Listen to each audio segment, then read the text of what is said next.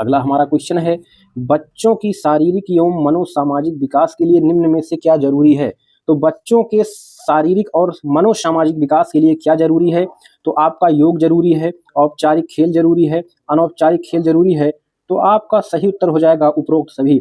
यानी कि बच्चे के विकास के लिए योग भी जरूरी है, औपचारिक खेल, अनौपचारिक खेल, ये सभी चीजें आपकी जरूरी हैं। ठीक है, अनौपचारिक खेल मतलब जो घर में और बगल में समाज में बच्चा खेलता है। औपचारिक खेल मतलब जो जो साथियों कहीं शिक्षा केंद्र पर जाता है, जैसे विद्यालय हो गया या खेल सीखने की जगह हो गया, तो वहां पर जो बच्चा सीखेगा उसको औपचारिक कहेंगे।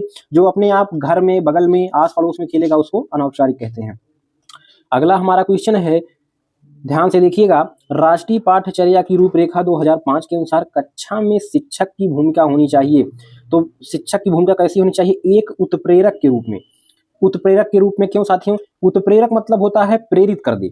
अब बच्चे को अगर शिक्षक प्रेरित करेगा तो बच्चा अच्छे से सीखेगा, उसका मन लगेगा। ठीक है, तो एक उत्प्रेरक के रूप में शिक्षक होना चाहिए, जिससे बच्चा जो है सीखे, उसके मन में भावनाएं उत्पन्न हो कि मुझे कुछ करना है, सीखना है। ठीक है, आदेश के रूप में नहीं, एक नेता के रूप में आप नहीं, ये सभी आपका आंसर जो है गलत हो जाएगा। अगला हमारा क्वेश्चन है, राष्ट्रीय पाठ्यचर्या की रूपरेखा 2005 के अनुसार सत्य नहीं है। सत्य नहीं है तो देखेंगे हम, पहला ऑप्शन है सभी बच्चों में सीखने की क्षमता होती है। तो बिल्कुल सही होती है, यानी कि सभी बच्चे में कुछ ना कुछ सीखने की क्षमता होती है, अपना अपना कैपेसिटी होता है सब में। अगला है, सभी बच्चे स्वभाव से सीखने हेतु प्रेरित रहते हैं। बिल्कुल, सभी अपने अपने हिसाब से अपने अपने क्षेत्र में सीखना चाहते हैं।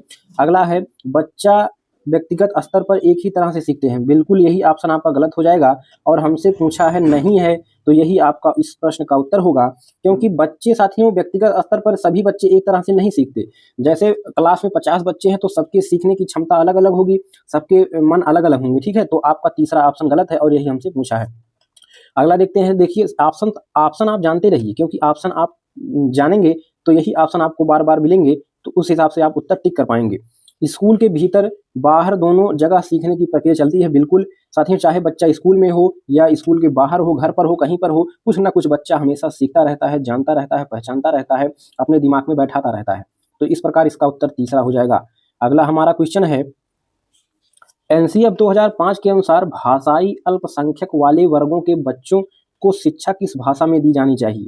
तो साथियों जो अल्पसंख्यक बच्चे हैं, ठीक है, मान लीजिए कोई जाति के, कोई विशेष समुदाय के बच्चे हैं जो अलग क्षेत्र में रहते हैं, वो साथियों हिंदी अंग्रेजी या कुछ नहीं जानते ऐसी भाषा, तो उनकी जो मातृभाषा है, ठीक है, जैसे आपका मलयालम क्षेत्र में जो रहते हैं मलयालम भाषा बच्चे जानते हैं, तो उनको हिंदी में नहीं पढ़ाया जाएगा। तो उनको साथियों शिक्षा किस में दी जाएगी? मलयालम भाषा में दी जाएगी, उनकी मातृभाषा में आरंभिक शिक्षा दी जाएगी। ठीक है, तो पहला ही ऑप्शन आपका सही हो गया। जहां पर साथियों प्रारंभिक शिक्षा की बात आए, वहां पर आप मातृभाषा ही मारेंगे, ना तो हिंदी मारेंगे, ना तो अंग्रेजी मारेंगे। ठीक है, क्या मातृभाषा की बात हम करेंगे।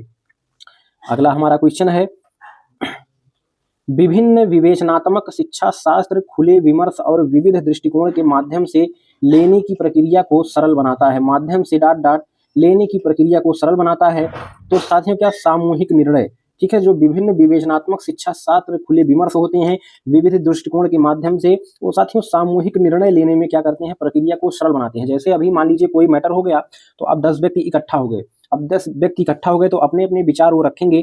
जब अपने अपने विचार रखेंगे तो साथियों निर्णय लेने में आसानी होगी। ठीक है, तो आपका पहला ऑप्शन आपका बिल्कुल सही हो जाएगा।